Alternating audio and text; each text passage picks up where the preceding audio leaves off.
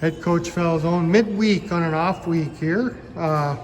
Just wrapped up the second practice of the day here on Wednesday at the Lake Delton Ice Arena. Well, first, I guess I should ask, you got a win on the weekend. Did that put a little bit of jump in everybody's step in practice this week? Oh yeah, they're working harder, they're moving faster. They don't want to we took the win the first game, but we lost the second game. They don't want that to happen again. Right. Yeah, it's like I was talking to Coach Chica the other day, and the fact that they were disappointed with that is a sign that we're going in the right direction, because maybe a couple of weeks ago a 4-2 loss to Cougars maybe didn't sound that bad, but now we expect a little bit more when we step on the ice, I guess. Yeah, they got to push themselves a little more. I think our numbers kind of got us a little bit at the end of that game, and that's where we're making changes where these guys are conditioned better from doing different stuff on the skills on the ice, and breaking out some parachutes and that kind of stuff to make them push themselves harder and get them to move faster. Okay. Now, it's often said, you never want to get too low, which maybe that's my own failing. You never want to get too low after losses, but you never want to get too high after wins either. There's still work to do. The numbers were still not terrific. The goalies are facing a lot of rubber still. It's getting better. I mean, no, you're right. That can't be denied. It's getting better, but there's still work to be done, and I would assume the players are aware of that. Yeah, we got a lot of work ahead of us still. I mean, 60 shots game one, 61 game two. It's a little bit too many for our goaltenders to do. Right. They're doing their job by keeping it out, but on the other hand, it'd be nicer to have those numbers down lower. Okay. With it being the second year for you as a coach, a lot of times with you and with the players, they compare this year to last year. We're ahead here, we're ahead there. Obviously, you got the win earlier, but just the automatic chemistry and just the level of play, and guys like Cartland and Glamkowski. I mean, Glamkowski's on a pace to he could be a scoring leader, and Cartland and Jacobson. It does seem like you have discovered that you can put the puck in the net this year, and that's always going to be valuable.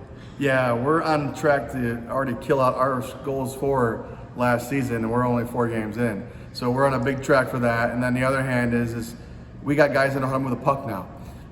Last year we just couldn't find a way to get it on our tapes. This year it's bang, bang, bang, it's in the net. The penalty, the shorthanded goal we scored, there was 4 or 5 passes before that puck went in, which last year I don't think anybody would actually pass that puck. So. Okay. So you have not been shy to do a little bit of juggling. I noticed even between game 1 and game 2 this weekend, I thought you moved some players around a little bit.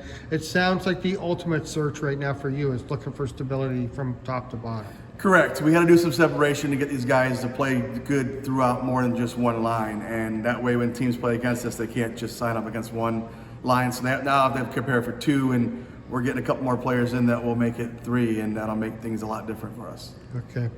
So a lot of off-ice stuff built into last weekend. You're at Bobbers on Thursday, at the mall on Saturday, at the racetrack on Sunday.